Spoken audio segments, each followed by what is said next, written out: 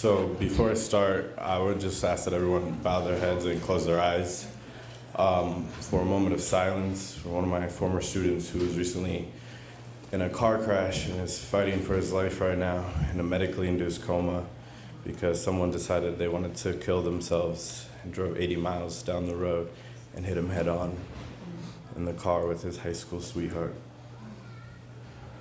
Mi hijo, te amo.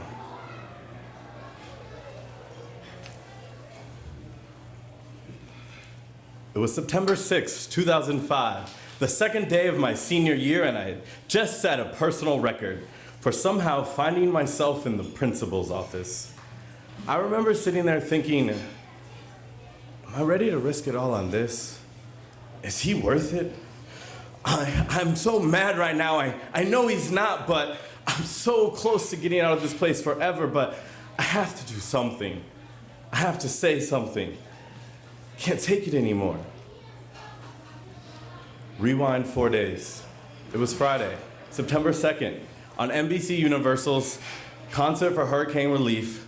In the moments before the cameras began to roll, an up-and-coming artist who had just been named Pop's the smartest man of the year was faced with the decision.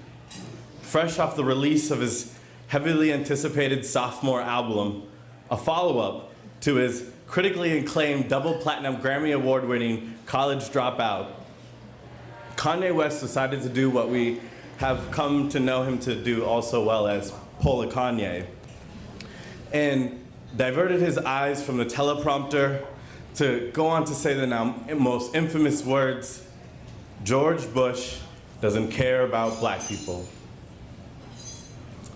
Hell yeah, I'm going to. Who does he think he is? I know my rights. I don't care if they try to expel me. They can't deny my free speech. I refuse to take this shirt off. I didn't do anything wrong. He's racist. It's not my fault. He doesn't understand what Kanye's saying. How do we stop the Black Panthers? Ronald Reagan cooked up an answer. You hear that? What Jill Scott was hearing when our heroes and heroines got hooked on heroin, crack raised the murder rates in DC and Maryland. We invested in that. It's like we got Merrill Lynch. Preparing for what would be the first of 2 expulsion meetings that year, I climbed onto my proverbial soapbox and in true Kanye fashion said the first thing that came to mind. Listen, Principal Sweat, I'm gonna let you finish, but first, I need to get something off of my chest. How does this shirt with the letters that I so delicately and painstakingly ironed on with a quote from a rapper who honestly you didn't know was a rapper until I just told you he's a rapper, cause such a disruption to the learning environment, it would warrant a student body vice president, key club, culture club, and law club president, member of the debate and varsity football team to land in your office. Perhaps the disruption isn't the black and white ironed on this shirt, so much as the white and black little boy who said it when he so articulately and rightfully stood up for himself. He's supposed to teach chemistry. So why is he commenting on my political ideologies? Newsflash, it's a t-shirt. If you don't like what it says, just look the other way. Otherwise, if you come at me, come correct. I don't have time for your conservative nonsense, nor your Ronald Reagan loving rhetoric. This isn't the Heritage Club, this is a public school. The disruption isn't me, it's you. Besides, how are you gonna teach me about the Bill of Rights, forcing me to highlight and analyze documents and DBQs while drafting briefs on Supreme Court cases? December 1965, Tinker v. Des Moines, Iowa Independent Community School District. Students do not shed their constitutional rights at the schoolhouse door. Don't put food on my plate and expect me not to eat when I'm hungry. I came here to learn, so why am I teaching you about my freedom of speech and the separation of church and state? Oh yeah, that too. I meant to bring it up. You know Miss So-and-so? Yeah, her English class, it won't do. I refuse to read the Bible in school. On principle, it's wrong, but I already told you, it's a public school. The solution is simple. You can provide me with an alternative or force me to sue. I can see you're upset and I can understand why.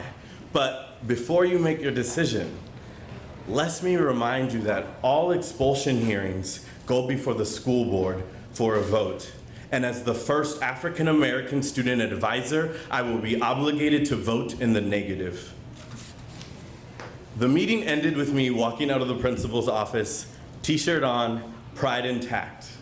I withdrew from AP Chem and AP English and enrolled in the 2 new online AP courses, class roster, me. Fast forward 7 years, so as I reflect on my experience with social justice, and though I faced obstacles and challenges, I was educated and I knew my rights. And so at the end of the day, I was in an environment that allowed me to express myself and was willing to hear me and understand when they were wrong.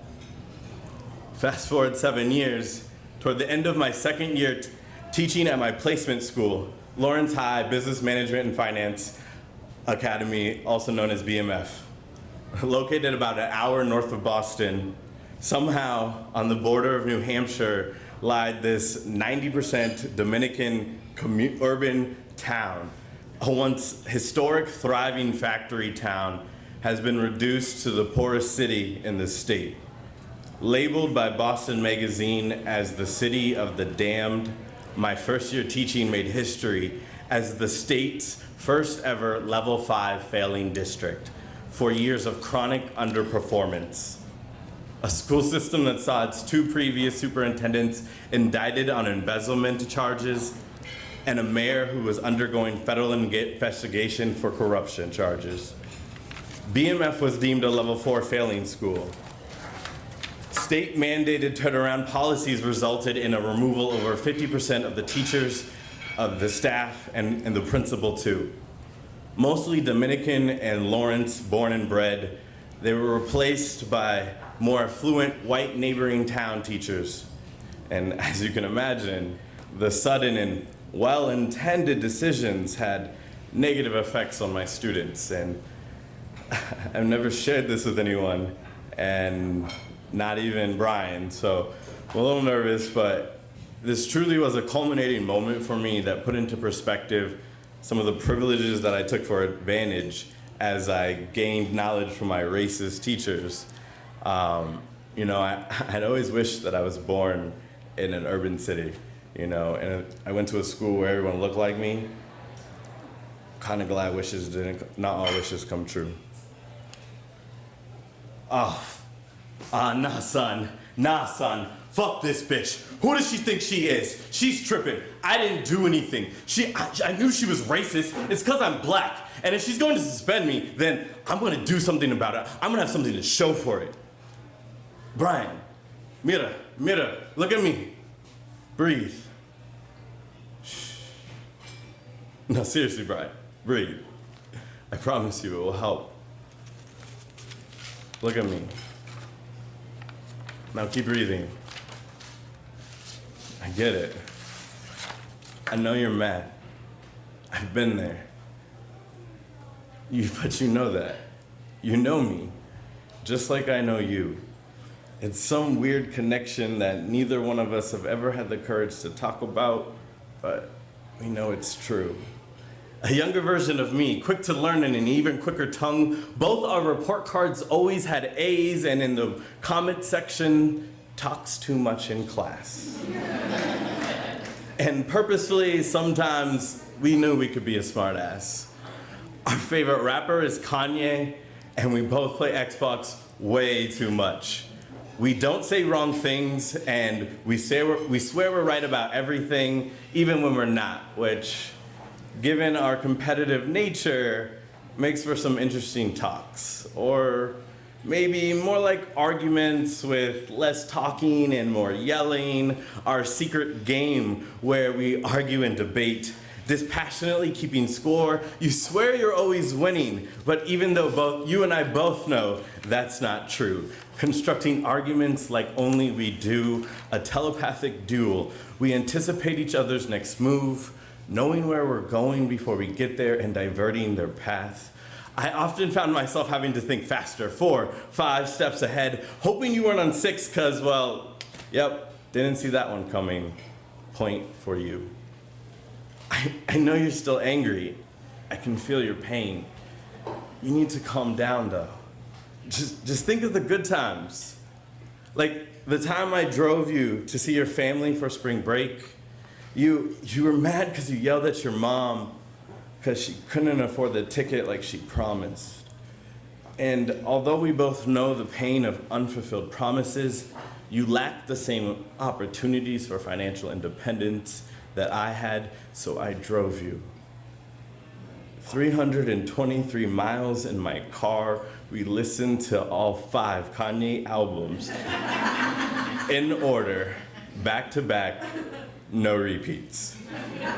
5 hours and 16 minutes of the 5-hour and 49-minute trip, we bonded over interpretations of lyrics that only we could come to.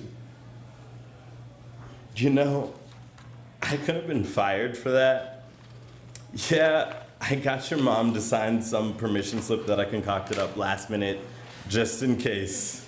And it's crazy because the same administrators who would have issue are quick to interrupt my lesson and tell me to drop everything that I'm doing to come help settle you down, belittling my license and status as an educator to that of a disciplinarian. They assume my skin color and gender are the reasons why I'm able to walk into a room and give you this look.